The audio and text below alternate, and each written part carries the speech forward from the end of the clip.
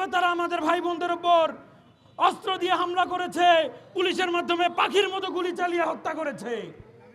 এই প্রমাণগুলোকে মানবাধিকার লঙ্ঘন না? জাতিসংঘের রিপোর্ট অনুযায়ী মানবাধিকার লঙ্ঘন। আওয়ামী লীগ ফ্যাসিস্ট সরকারের নেত্রী খুনি আছেন এবং আওয়ামী লীগ করেছে।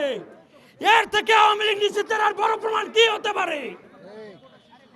আমরা অন্তর্বর্তীকালীন সরকারকে বলতে চাই, যাদের হাতে আমার দেশের মানুষের রক্ত, তারা বাংলাদেশের রাজনীতি করার অধিকার রাখে না, রাখে না, রাখে না। অনতিবিলম্বে এই সন্ত্রাসী সংগঠন, এই আওয়ামী লীগকে এদেশের মাটি থেকে নিষিদ্ধ ঘোষণা করতে হবে। আমি অন্তর্বর্তীকালীন সরকারকে বলতে চাই, যেই আওয়ামী লীগ এতদিন হত্যাযজ্ঞ চালালো, ভারতে গিয়ে এই দেশের বিরুদ্ধে অপপ্রচার চালাচ্ছে, এখন পর্যন্ত যারা আন্দোলনের নেতৃত্ব দিয়েছিল তাদেরকে হত্যার হুমকি দিচ্ছে এবং বেছে বেছে আন্দোলনের নেতৃত্ব দানকারীদেরকে হত্যা করছে, কোন যুক্তিতে এখন পর্যন্ত তাদেরকে নিষিদ্ধ করার উদ্যোগ আপনারা গ্রহণ করেন নাই?